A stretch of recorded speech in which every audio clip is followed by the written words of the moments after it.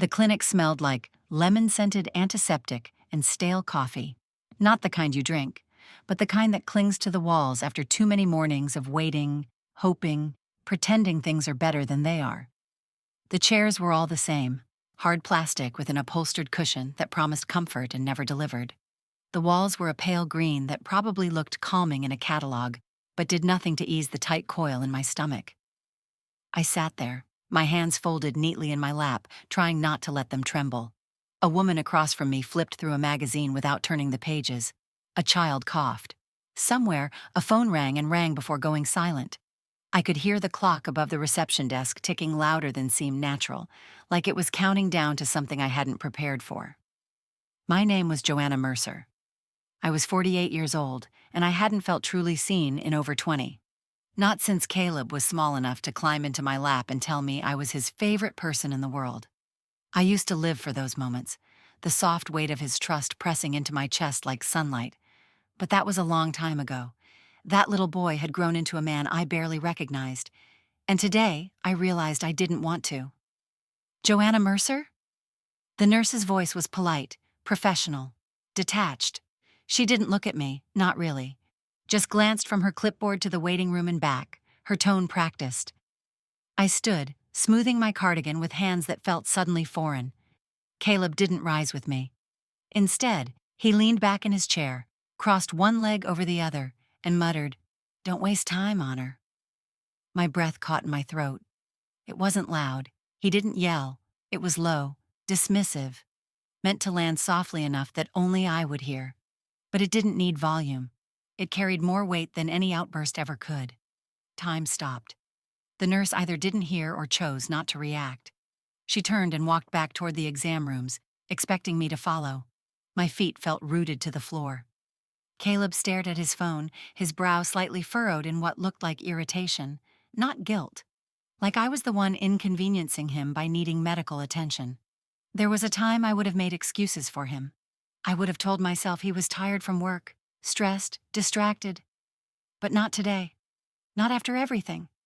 Not after a childhood spent teaching him to treat me like someone worthy, only for him to inherit his father's indifference. Not after years of swallowing every slight and pretending it didn't hurt, just to keep him close. Not after watching myself disappear in the mirror of his expectations. I looked at him and saw Russell's mouth, the way it curled when he thought I'd said something stupid. I saw the same tilt of the head, the same passive cruelty. Only Caleb wore it like a tailored suit, subtle, clean, and devastating. Something inside me cracked, not loudly, but definitively. Like the soft snap of a thread that's held too much for too long. I took a slow step forward. As I walked past Caleb, I didn't look at him. I stared straight ahead, but inside I was unraveling. Every memory started looping in my head like a montage I didn't ask for. His first soccer game where I cheered too loudly and he rolled his eyes. The birthday party where he left early, saying his co-workers needed him. The Thanksgiving where he brought Bethany, and I caught him whispering to her in the kitchen that I was a bit much. 1,000 paper cuts that added up to something hemorrhagic. I followed the nurse down the corridor, her white shoes squeaking slightly on the polished floor. The hallway smelled even more sterile, as if hope had been scrubbed out of the air. The exam room was small, too cold, and lit by a flickering fluorescent light that buzzed faintly above.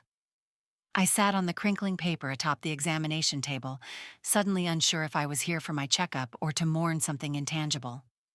"Doctor, Harland will be with you shortly," the nurse said, still not really seeing me. I nodded. When she closed the door, I let out a breath I hadn't realized I was holding. I stared at the wall, at a poster about cholesterol, at the metal instruments lined up like accusations, at nothing, and heard his voice again. "Don't waste time on her." It looped, each repetition sinking deeper, until I finally said it out loud. "Don't waste time on her." The words tasted like ash. They weren't just cruel, they were final. There was no misunderstanding them, no room for spin. Caleb had decided I wasn't worth the time, not even in a place built for healing. The room seemed smaller now, or maybe I had grown just a little in the space his words carved out. I had spent my entire motherhood trying to be everything to him: mother, father, advocate, therapist, friend. I gave up dreams, postponed desires, made excuses, and smiled through pain. I believed if I just loved him hard enough, he'd stay kind, he'd stay mine. But love, it turned out, was not enough to unlearn what Russell had taught him. I didn't cry. Not yet. I just sat there, hands in my lap, the same way I had in the waiting room, but something fundamental had shifted. This wasn't just a checkup.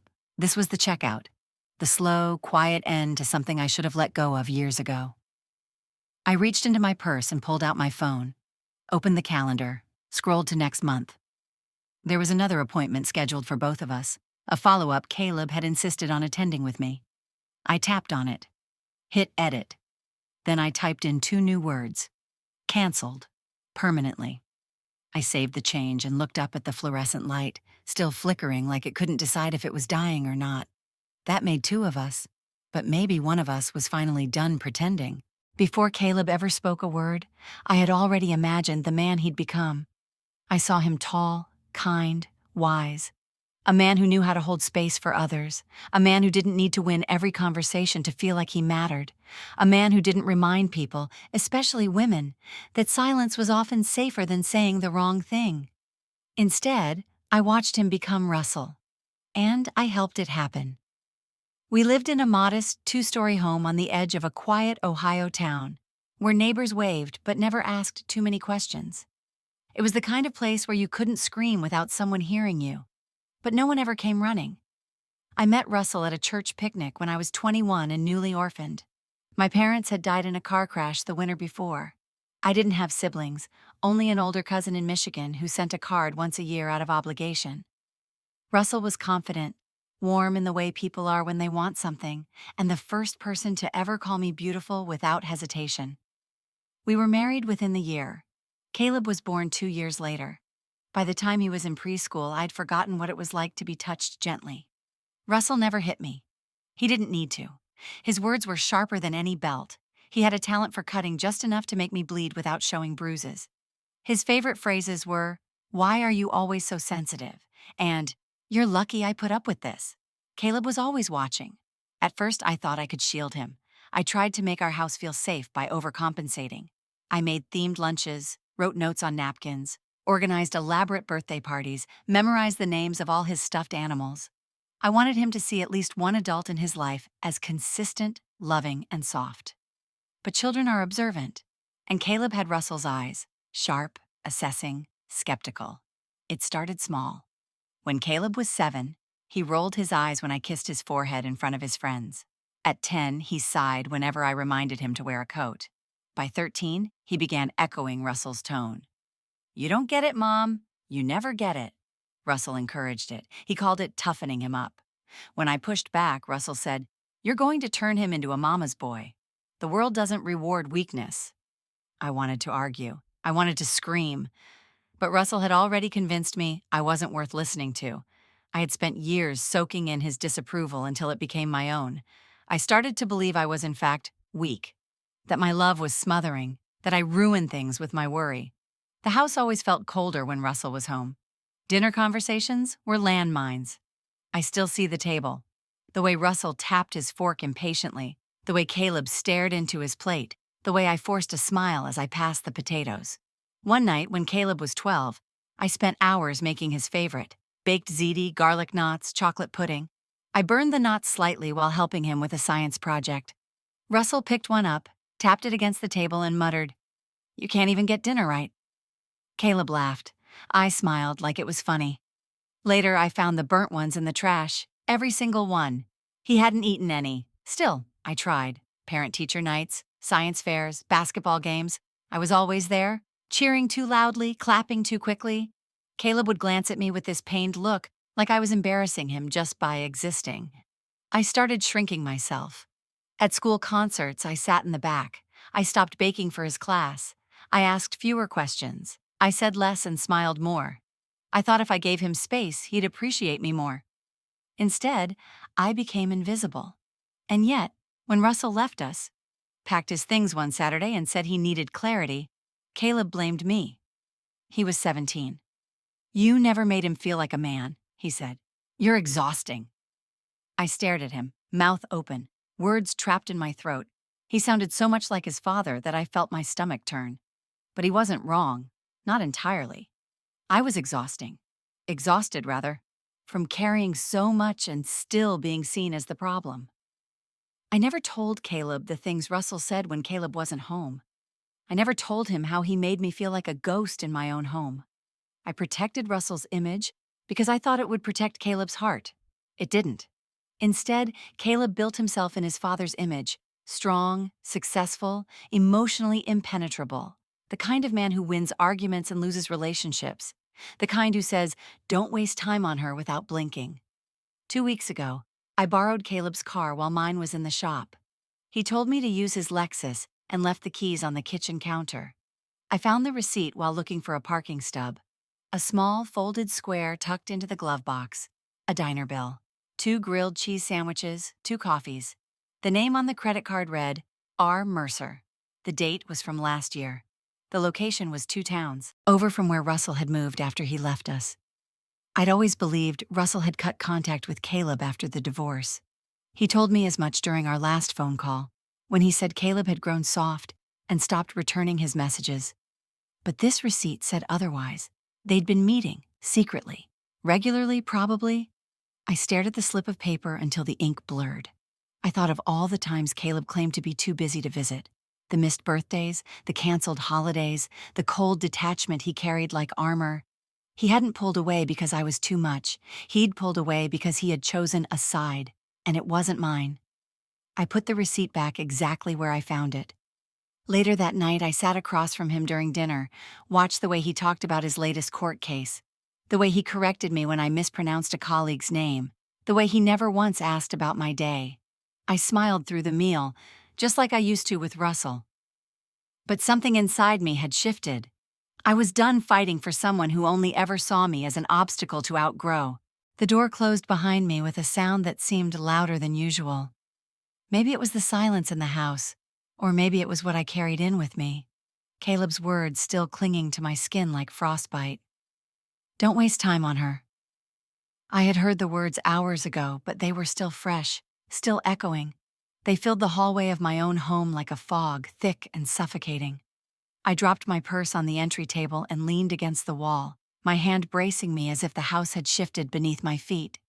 Caleb was in the kitchen. I could hear him moving about, opening the fridge, the faint clink of a spoon in a mug. Casual, unbothered, like nothing had happened. I stepped in. He was making coffee. The smell was sharp, too bitter, too bold. He didn't look up when I entered, just poured the dark liquid into his favorite black mug, the one with "Power is earned" stamped across it in fading white letters. "We need to talk," I said. He sighed before even turning around. "If this is about earlier..." "It is." He finally looked at me. His expression wasn't guilty. It wasn't even defensive. It was bored, like I was an app on his phone that wouldn't stop giving notifications. "You took it the wrong way," he said, sipping the coffee. "It wasn't that deep." I stared at him. "You said not to waste time on me." "And?" He leaned against the counter. "You're being dramatic again." The heat rose behind my eyes, but I swallowed it down. Not this time. I wouldn't cry for him today. "Caleb," I said, voice steady, "you don't talk to people you love that way." "You always make it about you," he said, his tone flat.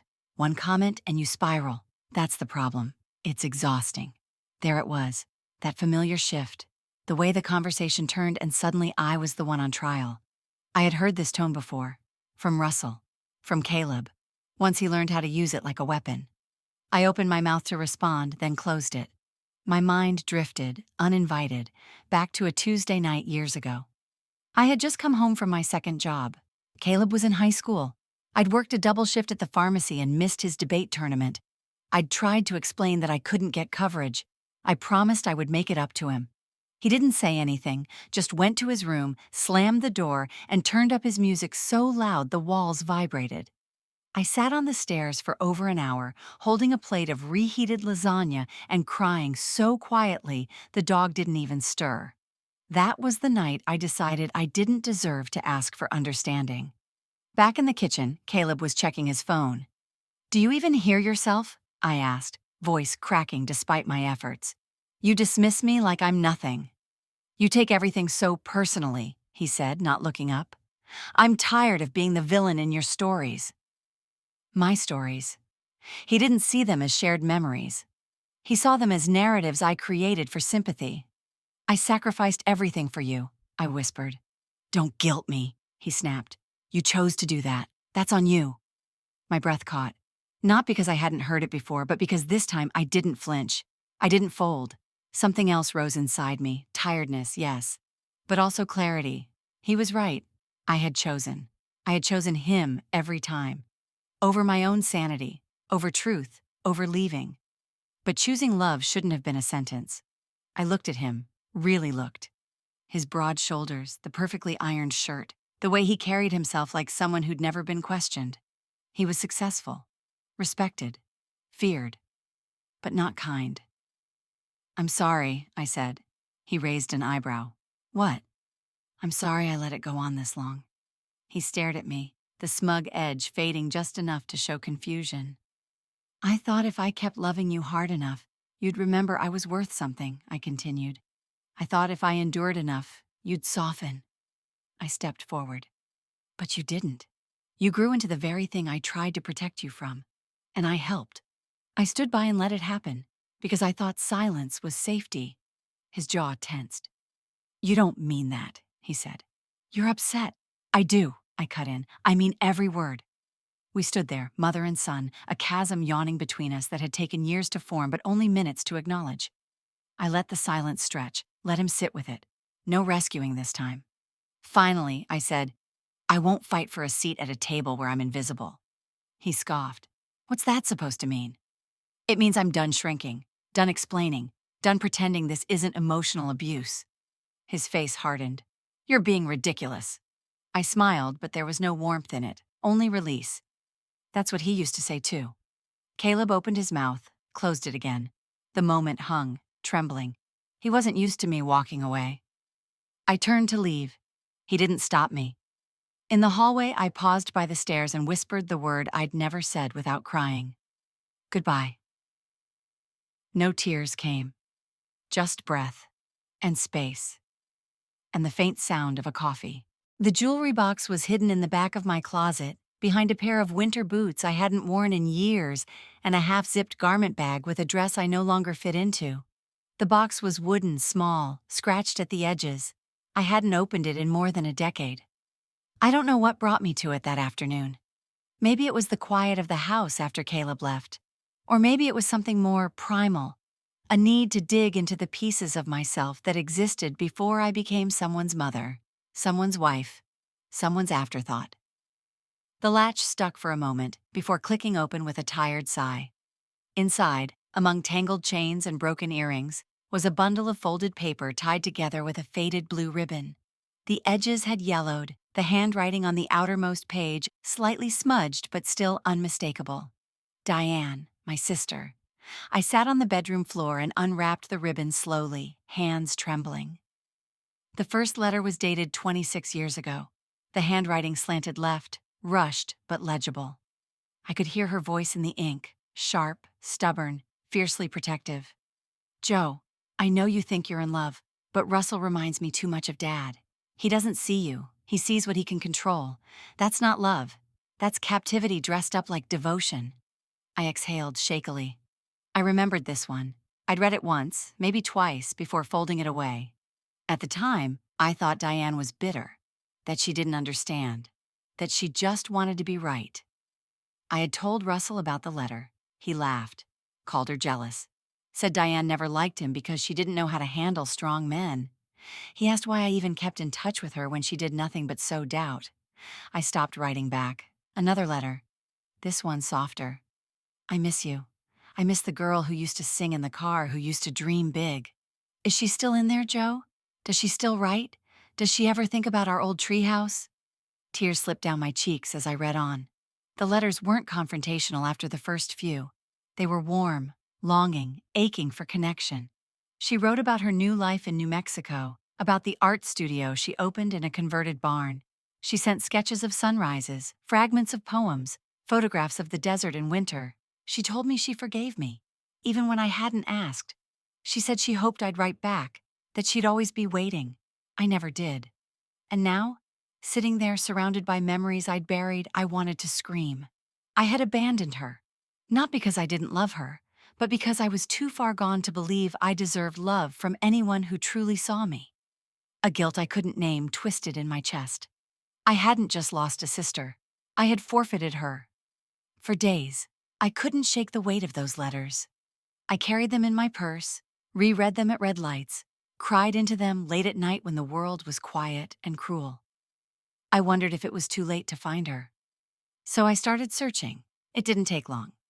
A quick online search led me to an art gallery's website in Santa Fe. There she was, Diane Norwood, resident artist.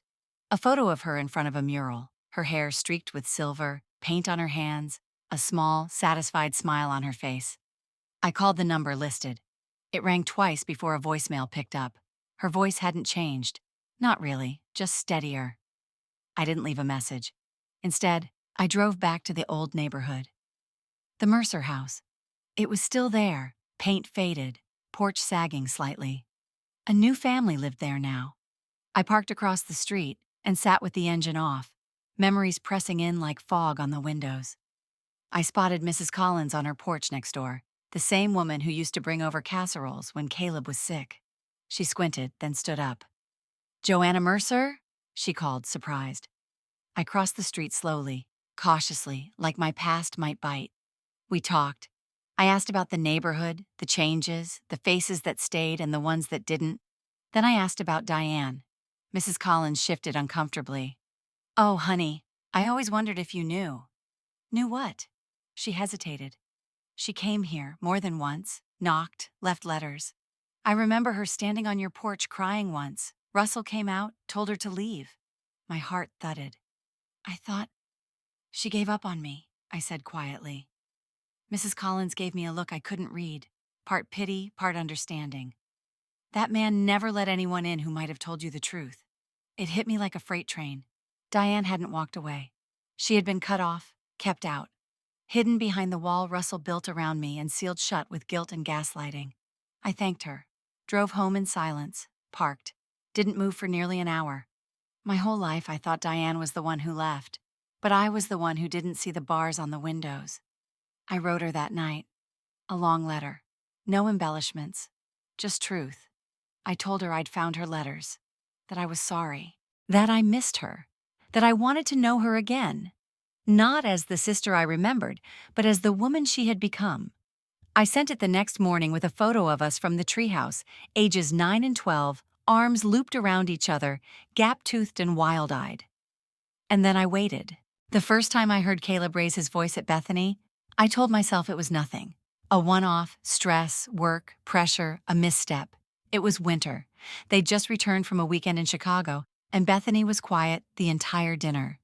Caleb had paced in the kitchen beforehand, venting about a colleague undermining him, his voice rising as he paced.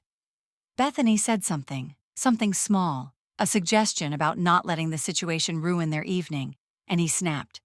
"Can you just not talk for 1 minute?" The words rang louder than the room warranted. The air went still. Bethany looked down, cheeks red. I was standing near the sink, dish towel in hand, pretending not to have heard. After he left the room, Bethany smiled at me. It was forced, but I let it stand. I didn't speak up. He was tired, I told myself. He'd been through a lot lately. I had said those words for years, for Russell, but lately the excuses tasted like betrayal in my mouth. It wasn't just that moment. There were others. Glances that lingered too long with disapproval. The way she stopped mid-sentence when he looked at her a certain way. Her nervous laughter when he mocked her favorite show or interrupted her stories. I saw it all. And still, I stayed silent until I couldn't anymore. The brunch was at my house. Sunday mid-spring, sunlight filtered through the kitchen window, warm and blameless. I'd made scrambled eggs with herbs from the tiny garden out back, pancakes, fresh fruit, bacon. I tried to create the kind of morning I never had when Russell was around, where people felt welcome, safe. Bethany wore a soft blue sweater and helped me slice strawberries. She looked tired, but kind. Always kind. Caleb came in last, dressed as if he were headed to a meeting, not brunch. He kissed Bethany on the cheek, barely touching her, and sat at the head of the table like it was his by right. The conversation was light at first. Travel plans, Caleb's firm expanding, a neighbor's newborn. Then Bethany brought up a pottery class she wanted to take. "I think it could be fun," she said. "Something outside the usual, you know?" Caleb didn't even look up from his plate. "You hate crafts. Remember the macrame disaster?" A few people chuckled nervously. Bethany flushed. "That was years ago. This is different." He smirked. "You'll be over it in a week, like yoga, or journaling, or that baking phase." I looked at her. Her eyes flickered with embarrassment, then shut down completely. She stirred her coffee slowly, hiding behind the motion. My fork clinked softly against my plate. That sound was louder to me than Caleb's voice had been. I watched the scene as if from outside my body. My son, sharp-tongued, impatient, performative, dismissing his wife in front of a table full of people, the way Russell used to do with me, with his friends, with family. It hit me like a slap. He wasn't just like Russell. He was Russell, the same disdain dressed in newer clothes, the same condescension disguised as cleverness, the same silencing, shrinking, smoothing over. And I had raised him. I set my fork down. "Caleb," I said, voice calm but firm, "don't become him." The room froze. His fork paused midair. Bethany blinked slowly, as if unsure she'd heard me correctly. My neighbor and her husband exchanged glances. "What did you say?" Caleb asked. "I said," I repeated more clearly now, "don't become him." His jaw tensed. "What are you talking about?" "You know exactly who I mean." He leaned back in his chair, crossing his arms. "So this is about Dad now? What, am I supposed to apologize for making a joke?" "It wasn't a joke," I said. "It was humiliation, dismissal, in front of people. And I let it happen for years with your father. I won't sit quietly again." Caleb's face shifted into something hard, unfamiliar. "You're being hysterical," he spat. "This is exactly why he left you. You take everything and make it about you." Gasps came from across the table. I heard someone cough. Bethany looked like she wanted to disappear into the floor. I didn't move, didn't flinch. For the first time in decades, I didn't feel like a woman under siege. I felt like a woman who had found her footing in a collapsing house. "No," I said. "He left because he couldn't control me anymore, just like you can't." Caleb shoved his chair back and stood. "You've officially lost it." "Maybe," I said. "Or maybe I finally found what I lost." He stormed out. Door slammed. The silence he left behind was jagged. I sat back down slowly. Everyone else stared at their plates. Bethany was still holding her coffee cup, halfway to her lips. She put it down carefully. She didn't speak. She just looked at me and nodded. It wasn't big or dramatic. It was subtle, quiet, like the first crack in a wall that stood too long. A thank you. After everyone left, I cleaned the kitchen in silence. Dishes in the sink, table wiped down, chairs tucked in. I moved like I was erasing the memory of the morning, even though I knew I never would. That night, I sat in the dark with a glass of wine and thought about mirrors, how they reflect what we show them, and how sometimes you have to shatter them to see yourself clearly. The drive to the cabin took 5 hours, but I barely noticed. I kept the radio low, letting instrumental jazz fill the silence between trees and towns. It was early April, and the highway was flanked with a landscape that hadn't fully woken up yet. Bare branches, patches of stubborn snow, gray skies that looked like brushed steel. Diane had insisted. "It's yours as long as you need it," she said over the phone, her voice calm but firm. "I used it to heal. Maybe now it's your turn." The cabin sat tucked into the edge of a dense pine forest in northern Michigan, a few steps from a lake still wrapped in a fragile layer of ice. The porch creaked when I stepped onto it. Wind chattered through the trees like they were whispering in a language only the broken could understand. Inside, the air smelled like cedar and old paper. The furniture was simple: soft armchair, thick-knit blankets, books lining the walls and mismatched shelves, a fireplace, a kettle, no television, barely any cell service. It was perfect. That first night I lit a fire, made tea, and sat with an empty journal Diane had left on the coffee table. The cover was plain leather, worn at the corners. I opened it to the first page and stared at the blankness for a long time. Then I began to write. Not about Caleb, not about Russell, Not yet. I wrote about myself, about a girl who used to love poetry, about the teenager who wanted to teach music, about the woman who once dreamed of writing a novel. Small things, forgotten things, ghosts I hadn't spoken to in decades. I didn't stop for hours. The next morning, I woke up to birdsong and a beam of sunlight cutting through the blinds. I wrapped myself in a thick cardigan, stepped outside barefoot, and let the cold wood of the porch bite at my soles. The lake shimmered, pale blue beneath a thin crust of ice. The air smelled like pine and something ancient. My breath fogged in front of me like a secret waiting to be told. Over the next week, I developed a rhythm: morning walks, long journaling sessions, cups of tea, firewood runs, dinners made from scratch. I read books. I watched the lake change with the light. I listened. And then I met Eleanor. She was the one other full-time resident on the lake, a retired therapist in her late 60s who wore flannel and hiking boots and had a voice like warm wool. We met when I wandered too far on a trail and ended up near her dock. She waved me over like she'd been expecting me all along. "You must be Diane's sister," she said, not unkindly. "You have her eyes, but your sadness is quieter." We sat by the water, sharing coffee from a thermos. She didn't press, just listened. I found myself telling her about Caleb, about the brunch, about the things I hadn't even told Diane.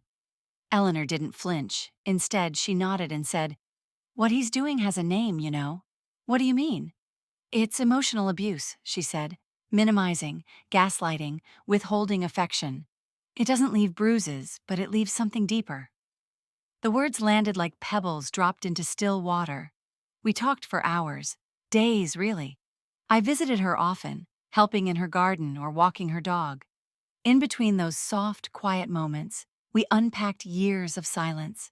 She handed me a vocabulary for things I had only ever felt in the dark. "I used to think if I just loved them enough, they'd see me," I told her one afternoon. Eleanor smiled gently. "That's how they train you, to think your love has to earn you safety, but love shouldn't be currency." I nodded, my throat tight. In the stillness of that cabin, I met the woman I might have been. I played the piano Diane had tucked in the corner, fingers stiff but remembering. I wrote poems, terrible ones at first, then better. I painted a little. I even danced once, barefoot in the living room, to a jazz record Eleanor loaned me. For the first time in years, I existed without obligation. Then the email came. "Bethany," it was short, direct, timed at 3:12 a.m. "Joanna, I know you're away, and I don't want to disturb your peace, but I need to tell you something. Caleb's firm has launched an internal investigation. Multiple women have come forward, assistants, junior lawyers. I didn't know until this week. He made them feel small, invisible, afraid. Just like me, just like you. I've moved in with my sister. I don't know what comes next. But thank you for saying something when no one else would, Bethany." I stared at the screen until the fire burned low. My hands were shaking. It wasn't just me. It was never just me. Caleb's behavior wasn't contained to family, to privacy. It had spilled over into the world, staining people I'd never met for so long. I carried the guilt of who he became, wondering what I had done wrong, where I had failed. But now, I saw it clearer. I hadn't failed. I had survived. And maybe now, so would others. I closed the laptop. Went outside. The sky was streaked with early stars, and the lake had begun to thaw in patches. The ice was breaking. Therapy with Eleanor didn't look like what I'd seen in movies. There was no couch, no clipboard, no sterile white walls. Instead, it happened on her back porch, overlooking the lake, two mismatched chairs facing the water. Sometimes we had tea, sometimes coffee. Always silence at first. "Let it come to you," she told me during our first session. "Don't force it, just sit with it." So I did. At first it felt unnatural, waiting for feelings I'd spent years burying. But slowly, things began to rise. Old memories surfaced like driftwood from a thawing lake. We didn't always speak in full sentences. Sometimes it was just, "I think I forgot how to be alone." Or, "I used to cry in the shower so no one would hear." Eleanor never rushed me. She listened like each word mattered, like I mattered. One morning, as a breeze stirred the leaves, I said, "I used to think Russell picked me because I was special." She nodded. "What do you think now?" I stared at the horizon. I think he picked me because I didn't know I could say no. We sat with that. The next week, I admitted something heavier. I taught Caleb how to read people's moods, how to appease, how to hide parts of himself to stay safe. I thought I was protecting him, but I was training him to survive a man like Russell. Eleanor's gaze softened. And instead, he became him. My voice broke then, not into sobs, but into something quieter, a surrender. For the first time, I named the thing I'd been dancing around for years. I helped build the mask he now wears. That realization gutted me. The guilt was sharp, but Eleanor pulled me back from drowning in it. You did what you could with what you knew, she said. And you were surviving too. That matters. We spent an entire session exploring the idea of internalized misogyny. The silent lessons passed down from women like my mother, who taught me that endurance was love, that silence was grace, that being chosen was enough, even if it came with pain. I thought being a good mother meant disappearing, I told her. She shook her head. A good mother doesn't disappear. She teaches her children how to see. It was like a window opened in my chest. Another afternoon, Eleanor asked me to describe how I felt when Caleb spoke to me like I didn't matter. I closed my eyes and said, like someone's thrown a stone at stained glass. It doesn't shatter completely, but the crack spreads through everything. She nodded. And what happens if you follow the crack? I imagined it. The image came to me clearly. My reflection splintered across a cathedral window, light spilling through in chaotic beams, unrecognizable, yet beautiful in its ruin. It refracts, I whispered. It breaks the illusion. She smiled. Exactly. The more we talked, the more the fog lifted. And with that clarity came the faces of women I had known but never fully seen. Neighbors, co-workers, strangers at the grocery store. Women who looked tired in ways that had nothing to do with sleep. I had been one of them. Maybe I still was. But now, I could name the weight I carried. I could trace its shape. Shame, for loving too hard, for staying too long, for raising a son who learned all the wrong things, and yet underneath the shame was something else. Love, still there, but cleaner now, not desperate, not transactional. Eleanor gave me an exercise. Write down who you were before Russell. What did she believe about herself? I filled 3 pages. She believed in words, in beauty, in her ability to make people feel seen. She believed that softness wasn't weakness, that being a woman didn't mean being less. When I read it aloud, I cried. Not from grief, but from recognition. That girl wasn't gone. She was just buried. At the end of one session, Eleanor asked, if you could say anything to your younger self, what would it be? I thought for a moment, then said, you're not too much, and you're allowed to leave. We sat in silence after that, both of us facing the lake. The sun was starting to set, streaking the sky with gold and rust. I watched the reflection ripple across the water, and for the first time, I didn't see a broken woman. I saw someone beginning again.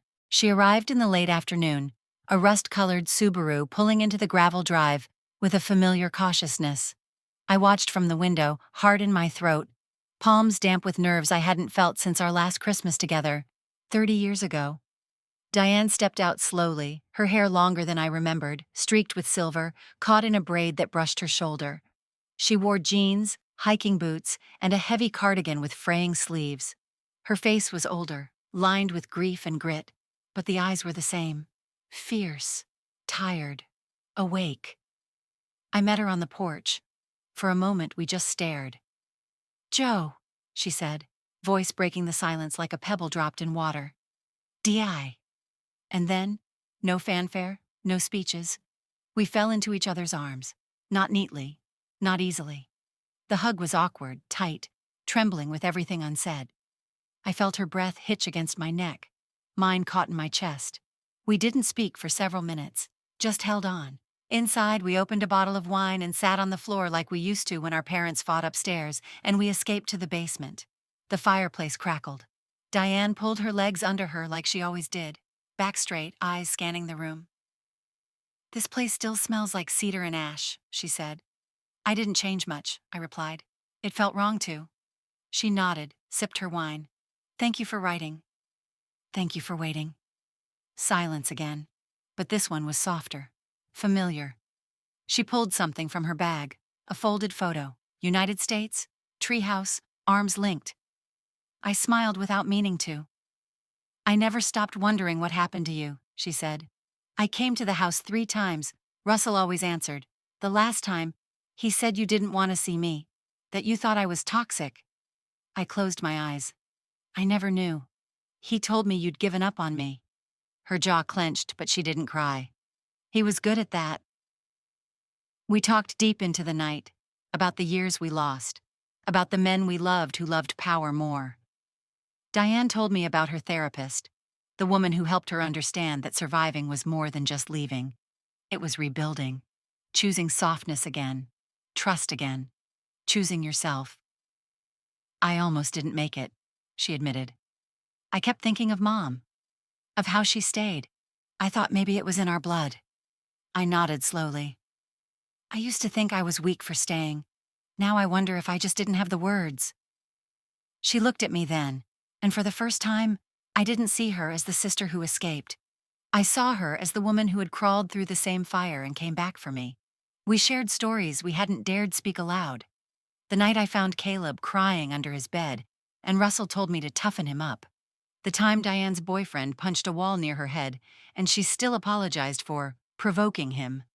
Parallel lives, torn by the same hands, mended differently. Do you ever think Mom wanted to leave? I asked. Diane blinked. I used to think she was just resigned, like she'd accepted her role. I paused, stared into the fire. What if that's not the whole story?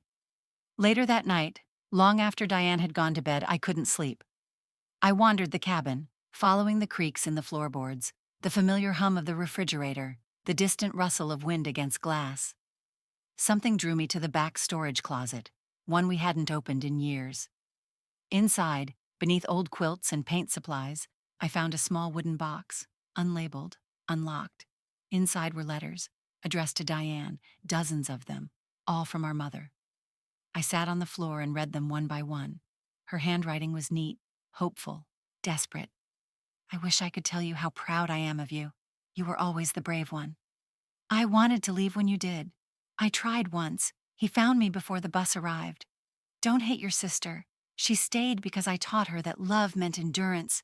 That's my fault. Each word was a revelation. Our mother had tried. She had tried. But the world she lived in, the world she passed down to us, didn't give women like her a door wide enough to escape through. When I finished the last letter, I didn't cry. I felt something deeper. Understanding. She wasn't weak. She was trapped. And even from within her cage, she tried to open the lock for us. I showed Diane the letters the next morning. She held them to her chest like relics. She loved us, she said. She just didn't know how to save us. I nodded. So we saved each other. And for the first time, I believed it. Family, I realized, isn't just blood. It's who fights for you in your silence. It's who stays long enough to help you rebuild. The call came on a Tuesday morning, just after sunrise. My phone buzzed against the cabin's kitchen counter, cutting through the soft clatter of a kettle coming to a boil. I glanced at the screen. Caleb. I didn't answer right away. The steam rose in wisps from the spout as I stood motionless, the phone vibrating again, then falling still. A moment later, a voicemail notification appeared. I listened. Mom, we need to talk. That was it. No greeting, no apology. Just 7 clipped words, spoken in the same tone he used when leaving messages for his assistant. I took my time before responding, 2 full days. I thought about what I needed, what I would and wouldn't accept. Then I sent a text. Let's talk. Public place, no expectations, the diner on 6th, Saturday, noon. He replied with a simple, fine. Saturday arrived gray and overcast, the kind of weather that held its breath. I wore jeans, a soft cream sweater, and my mother's old locket. My armor was subtle now, boundaries stitched into my silence. The diner hadn't changed. Same red booths, same clink of plates, same smell of over-fried bacon and burnt coffee. I chose a table near the window. It was early, the lunch crowd still a trickle. I sat with my back straight, fingers wrapped around a mug of tea. Caleb arrived 5 minutes late, wearing a navy suit like he'd come from a courtroom. He didn't hug me, just sat down across from me, eyes flicking to his watch. You look well, he said. I nodded. So do you. He didn't order anything. A silence settled between us. Not comfortable, just thick. Finally, he leaned forward. I think things have gotten out of hand. I raised an eyebrow. You've cut yourself off from everyone. Diane's back in your life. Bethany's gone. People are asking questions. I said nothing. He sighed. Look, I know I've said things that upset you. I'm not perfect, but this crusade you're on, it's damaging the family. There it was. The hook. The script. You're breaking up the family, he said, voice low and firm. And for what? To prove a point? I stared at him for a long time. Then I said evenly, you made the choice when you learned the behavior. He blinked. What? You chose how to speak to me, how to speak to Bethany, how to carry Russell into the next generation. That wasn't instinct. It was a decision. His jaw tightened. I didn't come here for a lecture. No, I replied. You came here to manage the optics, to keep control. But I'm not part of the set anymore. He scoffed. That's dramatic. Is it? I asked. Or is it just the first time I've stopped playing the part? He leaned back. You've always needed everything to be emotional. Always had to make it about you. I took a sip of my tea. It had cooled. No, I said. I've always needed it to be real, but I won't beg for that anymore. The waitress approached, pad in hand. Caleb waved her off. I asked for a refill. He watched me, calculating. What are you saying exactly? He asked, tone clipped. I won't be at Christmas, I said simply, or Thanksgiving, or any of the other days you expect me to show up and smile while you diminish me in front of strangers. So that's it? He said. You're cutting me off? No, I said. I'm stepping away. There's a difference. Caleb's face went blank. The same expression Russell used when he realized he couldn't win a fight without raising his voice.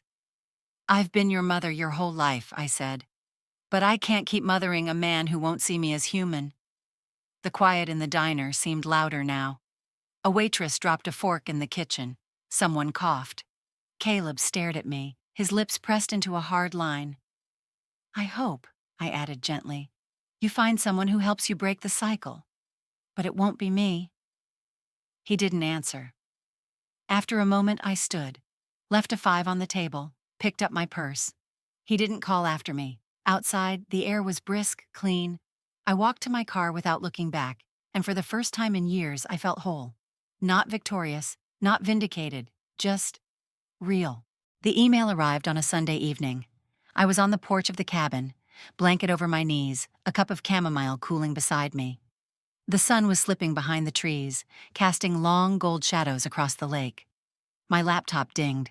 I opened it slowly, half expecting another ad or newsletter. But then I saw the name, Bethany H. Mercer. The subject line read, "Thank you." I clicked. Joanna, you saved me. I've been staring at those words for an hour. I keep typing other things, deleting them, starting again. But nothing else says it better. You saved me. I left Caleb. I packed 2 suitcases, one for me, one for Harper. We moved in with my sister. She cleared out her guest room before I even asked, said she'd been waiting for this for years. Harper is 5 now. She doesn't understand much, just that Mommy doesn't cry in the bathroom anymore, that the house smells like lavender and has a dog who sleeps under her bed, that no one raises their voice at dinner.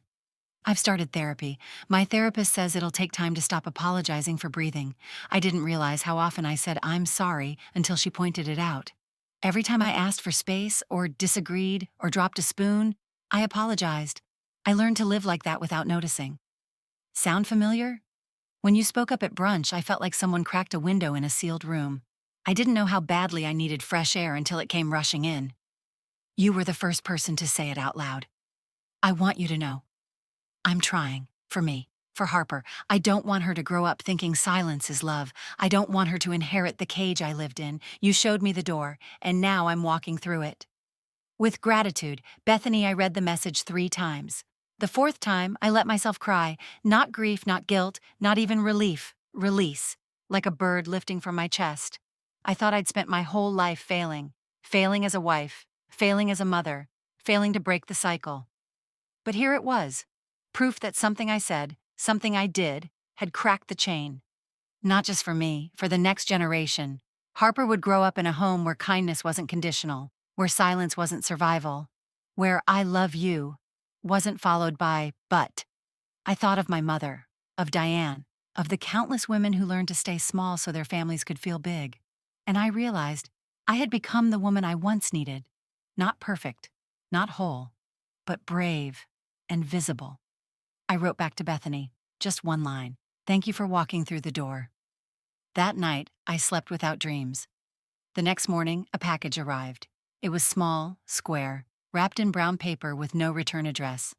I opened it slowly, half expecting a forgotten book or one of those free gift baskets from a newsletter I never unsubscribed from. Inside was a bundle of letters, tied with a red string. A note sat on top. "I thought you deserved to see the truth. Marla." Marla, Russell's second wife. We'd only spoken once during the divorce. She'd been distant, polite, carefully curated, like someone trained to walk on eggshells. At the time, I thought she was cold. Now, I wondered if she'd simply been surviving. I opened the first letter. Russell's handwriting, stiff, slanted, all capital letters.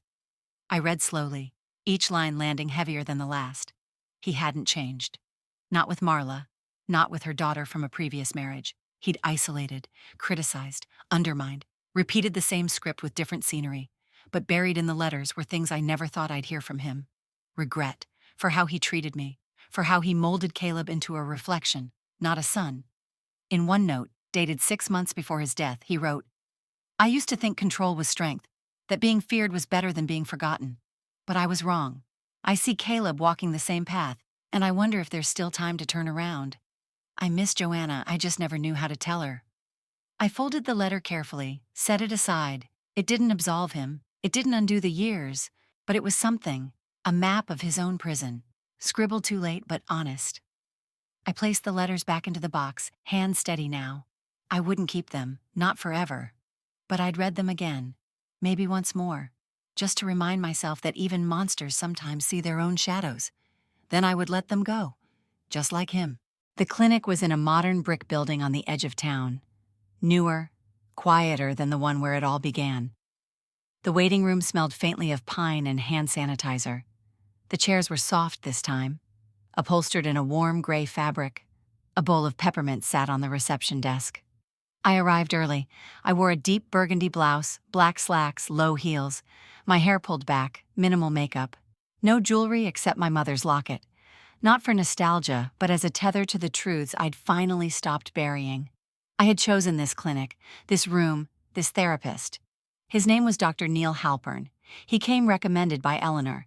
He had a calm demeanor, direct but not unkind, and a reputation for working with powerful men who believed they didn't need therapy, until they did. Caleb walked in 12 minutes late, cufflinks shining, blazer sharp. He nodded at the receptionist like they worked in the same building. When he saw me, his expression barely shifted. He sat in the chair opposite mine, leg crossed, back straight. He didn't greet me, just glanced at Dr. Halpern and said, "I don't usually do things like this." Dr. Halpern gave a mild nod. "Most people don't. But since you agreed to come, let's begin." I took a breath. "I asked for this session." Caleb exhaled through his nose. "Right." Dr. Halpern gestured between us. "Joanna, this space is for whatever you need it to be. Say what you came to say." I turned to Caleb. "This isn't about fixing things," I said. "It's not about blaming you or getting closure. I just need you to hear me without interruption." He shifted but didn't speak. "I have spent most of my life believing love meant endurance," I continued. "That if I gave enough, stayed quiet enough, kept showing up, I'd earn respect. That I could protect you from the world by being small." My voice didn't waver, not today. "I made mistakes. I excused your father's cruelty. I let him teach you that control is power. I let you believe I was weak because I didn't fight back." Caleb looked at the floor. A flicker of something, maybe guilt, maybe boredom, passed over his face. "But the truth is, I stayed in that house because I was trying to keep a piece of myself alive. Not for your father, not even for you, for me. And somewhere along the way, I lost her." I paused, then looked him straight in the eyes. "And I won't lose her again." Caleb's mouth twitched. "So this is what? A monologue?" "No," I said. "It's a boundary. Dr. Halpern interjected gently. Caleb, can you reflect on what your mother just shared? Caleb leaned back. She's made me the villain in her life story. That's not new. No, I said. You did that yourself. I just stopped rewriting the script. His jaw tightened. I've listened to you dismiss me, undermine me, speak to me like I'm an inconvenience. I accepted it. I believed you, but that ends here. Silence. I'm not here to repair this, I said. I'm here to release it. Caleb scoffed. You think walking away makes you brave? No, I said. But staying silent made me invisible, and I'm not invisible anymore. Dr. Halpern looked at Caleb. Is there anything you'd like to say? Caleb looked at me. For a moment, something real flickered in his expression. Not remorse, exactly, but recognition. I don't know how to be different, he said quietly. I know, I replied. But I'm not the one who can teach you. A long pause. Dr. Halpern cleared his throat. I'm willing to continue meeting with either of you, individually or together, if that's something you want. I shook my head gently. No, I said thank you, but this was the session. I stood, picked up my bag, buttoned my coat slowly. Caleb sat still, stunned not by my anger, but by the absence of it. At the door, I turned to him one last time. This was my goodbye. Then I stepped into the hallway, past the reception desk, past the peppermint bowl, into the cold, clean air, and I didn't look back. It was late summer when I stood in front of a classroom again, whiteboard behind me, the smell of dry erase markers and freshly sharpened pencils filling the air. The community college's creative writing course met on Tuesday and Thursday mornings. 9 students, each carrying notebooks full of half-told stories and nervous ambition. I had worried, before taking the position, whether I still had anything worth teaching. But standing there, watching their eyes lift, when I read the first line of a Raymond Carver short story, I felt something settle inside me. I belonged here. I wasn't trying to be anyone's savior. I wasn't offering answers. Just space, encouragement, a place where their voices could rise without apology. And maybe, through that, my own voice felt more solid too. Outside the classroom, life had become gentler. I went on quiet dates. Nothing serious, just shared coffee, walks along the lake, conversation that didn't orbit around pain. I painted again, clumsy landscapes at first, then bolder pieces, sunrises, water, women without faces but unmistakable posture, upright, soft, defiant. I joined a small group of women who met every Saturday in the back room of the local library. We weren't officially affiliated with anything, just 6 of us who had survived versions of the same silence. We brought thermoses of coffee, shared books, sometimes just sat in silence together. One of them, Leah, a retired nurse, brought a tray of lemon bars every week. Another, Justine, a mother of 4, started each meeting by saying something she liked about herself. I watched as the others followed her lead, at first hesitantly, then more confidently. I like that I cry during commercials, one woman said. I like that I left, another whispered. Week by week, I felt the weight of solitude lift. And then came the night of the poetry reading. The cafe was packed. It was part of the town's monthly arts night, a cozy gathering where local writers, musicians, and painters shared their work. I hadn't planned to participate, but when the host asked for final volunteers, Diane nudged me forward. You brought the poem, she whispered. You might as well read it. So I stood. Hands shaking only slightly, I stepped up to the small microphone. My eyes scanned the crowd, students, neighbors, strangers, and Diane in the front row. She gave me a smile that said, You can do this, and I'll be here when you're done. I unfolded the page, cleared my throat, and read, Once, I was a woman of silence. A mouthful of apologies, a spine made of sighs. But now, I write my name in full ink, leave the dishes in the sink, walk barefoot on broken shells, because pain is not the end and survival is not the only story I want to tell. There was a pause when I finished, then applause. Not thunderous, but real. Afterward, people came up to speak to me. One woman asked if she could share the poem with her daughter. Another said it reminded her of something she hadn't remembered in years. Someone else simply hugged me.